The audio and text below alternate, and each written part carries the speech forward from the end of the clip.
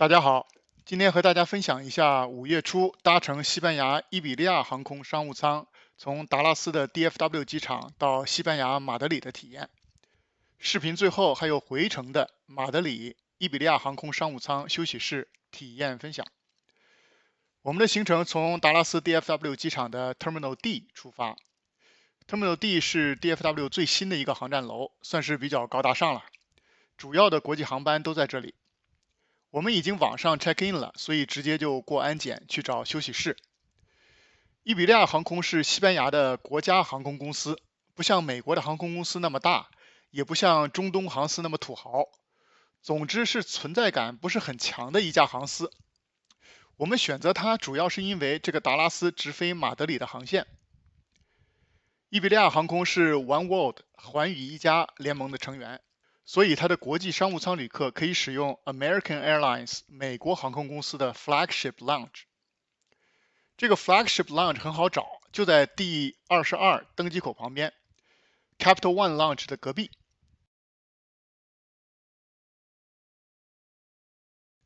因为是 American Airlines 的母港，这个 Flagship Lounge 可以说是 American Airlines 的休息室里最好的了，比一般标准的 Admirals Club 要好不少。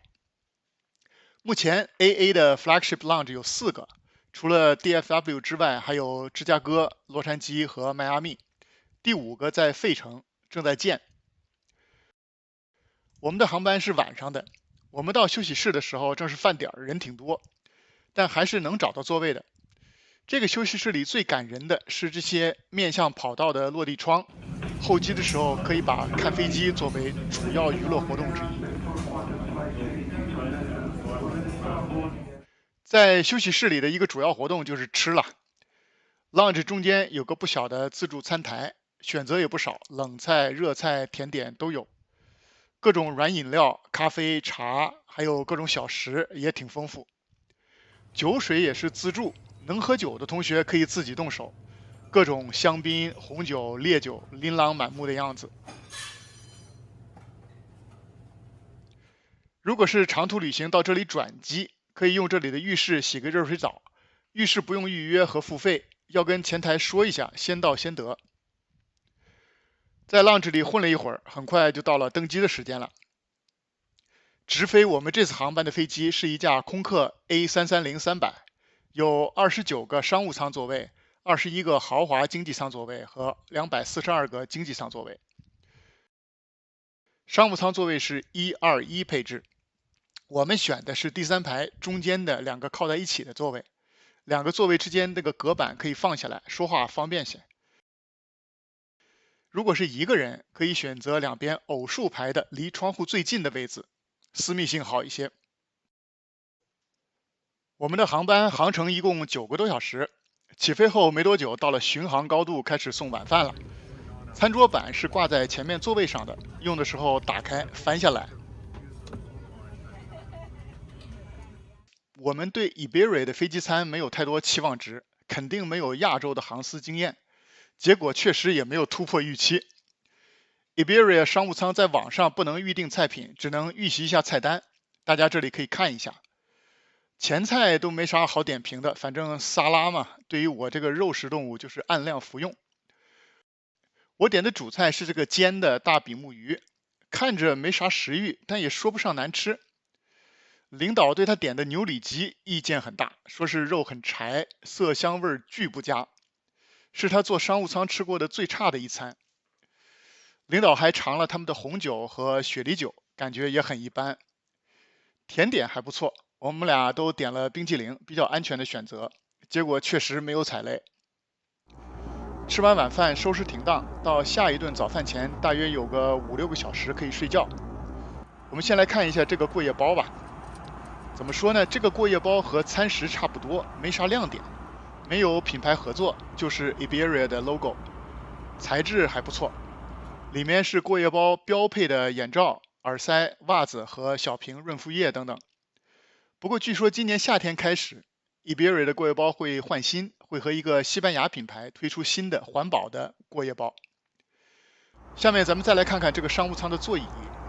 这个座椅呢中规中矩，宽度20英寸，放平的时候长度是76英寸，就是1.93米。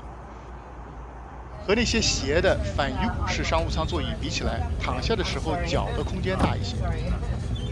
Iberia 这个商务舱不提供睡衣，但有个简易的床垫，座椅放平，躺下来还是挺舒服的。在睡觉这一块体验不比其他航司的差。我们座位是中间2个挨着的，聊天挺方便。虽然没有门，但私密性也还行。不过如果是选了靠过道的座位，人来人往的，就毫无私密可言了。座位的一边有个可以放东西的台子，上面有2个小的储物空间。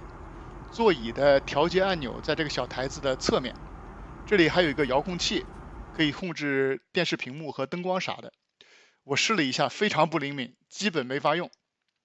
充电插口我找了半天，原来在这个小台子下面小腿的位置，觉得设计有点不太方便。